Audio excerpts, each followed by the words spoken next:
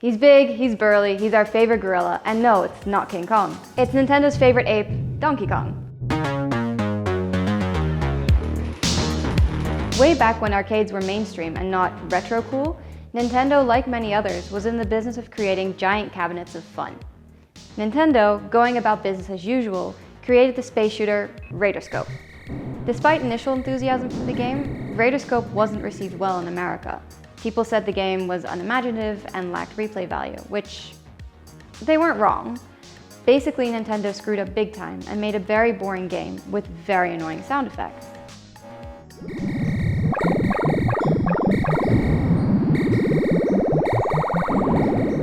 Enter Shigeru Miyamoto. You know, the guy who worked on all of these. But back then, Miyamoto was still just a young concept artist with no experience in game design.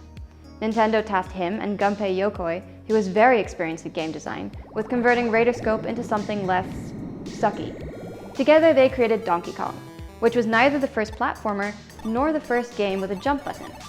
But it was the first game to have a jump button in a platformer, and it was wildly successful.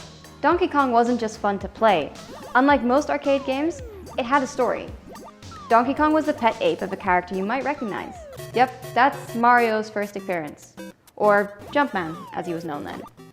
The story was that Jumpman, a carpenter, not a plumber, wasn't very nice to his pets, and Donkey Kong had enough of it.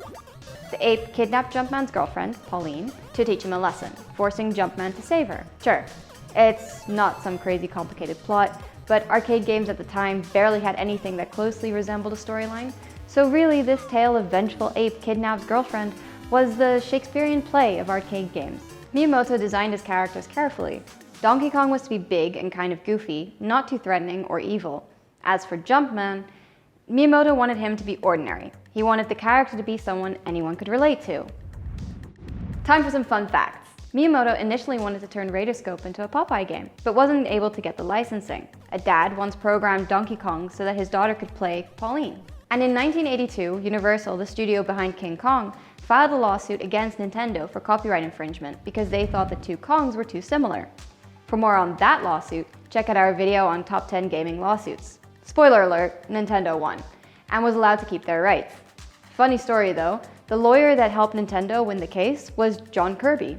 In gratitude for his help with the court case, Nintendo named one of their characters after him, which is pretty darn cool if you ask us. If you have any Donkey Kong fun facts of your own, let us know in the comments. Anyway, Nintendo wasn't doing great before Donkey Kong.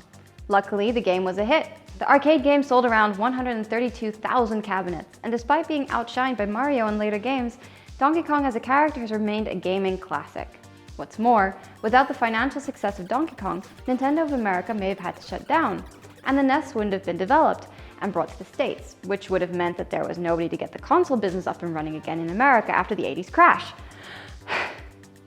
So, if we're really going to simplify things, Donkey Kong saved Nintendo, who invented the NES, which then brought consoles back into fashion, thereby saving the gaming industry.